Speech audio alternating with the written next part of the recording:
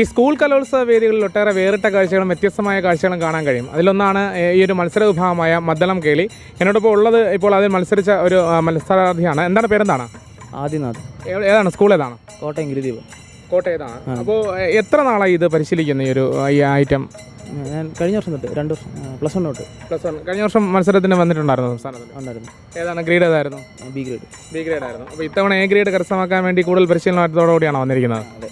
എന്താണ് ഇതിൻ്റെ ഒരു രീതികൾ? എങ്ങനെയാണ്, ഏതൊക്കെയാണ് ഈ ഇലത്താളമുണ്ട്, അതുപോലെ ചെണ്ടയുണ്ട്, എങ്ങനെയാണ് ഇതിൻ്റെ ഒരു നടപടി? എങ്ങനെയാണ്? മെയിൻ വാദ്യം മദ്ദളം തന്നെയാണ്. അതിൻ്റെ കൂടെ അനുസാരിവാദ്യമായിട്ട് ഇലത്താളവും വലന്തലയും.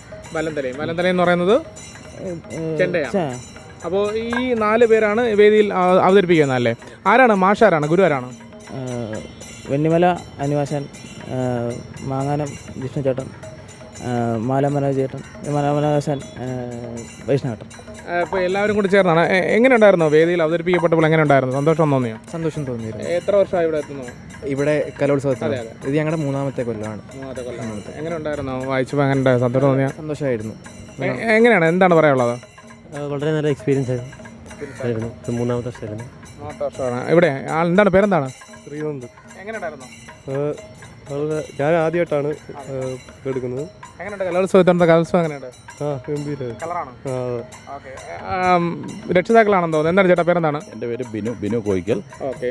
കോട്ടയത്ത് നിന്ന് നിങ്ങൾ എത്തിയതാണ്, തലസ്ഥാനത്തേക്ക് എത്തിയതാണ്. ഇപ്പോൾ എങ്ങനെയുണ്ട് കലോത്സവം? എങ്ങനെയുണ്ട്? വളരെ നല്ല കലോത്സവം. എൻ്റെ മകൻ അതാണ് താളം എടുക്കുന്നു. എൻ്റെ മൂത്ത മകനാണ് ഇത്.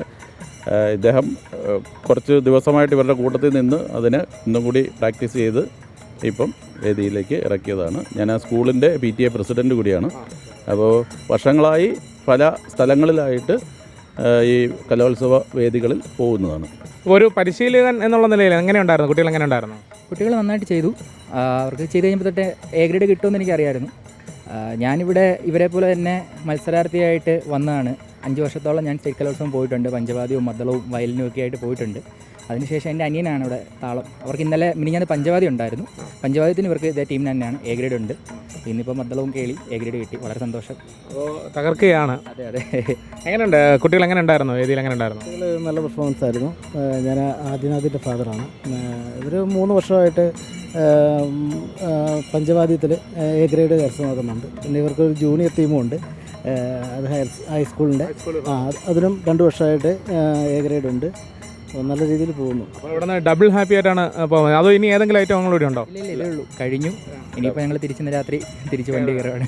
ഡബിൾ ഹാപ്പി അല്ല, ട്രിപ്പിൾ ഹാപ്പിയാണ്. ഏതൊക്കെയാണ്? പഞ്ചവാദ്യം തന്നെ ഹൈസ്കൂൾ വിഭാഗം, ഹയർ സെക്കൻഡറി വിഭാഗം. ഇതിപ്പം മദ്ദളം കേളി. അതുകൂടാതെ ഞങ്ങളുടെ സ്കൂളിൽ നിന്ന് ഒരു ലൈറ്റ് മ്യൂസിക് അതിനും A ഗ്രേഡോടുകൂടി വിജയിച്ചിട്ടുണ്ട്. അപ്പോൾ ട്രിപ്പിൾ ഹാപ്പിയാണ്. അതെ. അപ്പോൾ ട്രിപ്പിൾ ഹാപ്പിയോടുകൂടിയാണ് ഇവർ നാട്ടിലേക്ക് മടങ്ങുന്നത്. ഈ സംസ്ഥാന കലോത്സവത്തിൽ പങ്കെടുത്ത ഐറ്റങ്ങൾക്കെല്ലാം A ഗ്രേഡ് കരസ്ഥമാക്കാനായിട്ട് ഇവർക്ക് സാധിച്ചിട്ടുണ്ട്. ആ ഒരു സന്തോഷം കൂടിയാണ് ഇവർ പങ്കുവയ്ക്കുന്നത്. ക്യാമറ പേഴ്സൺ അനുവിനൊപ്പം കുഞ്ചുമുരളി, കേരള കൗമുദി.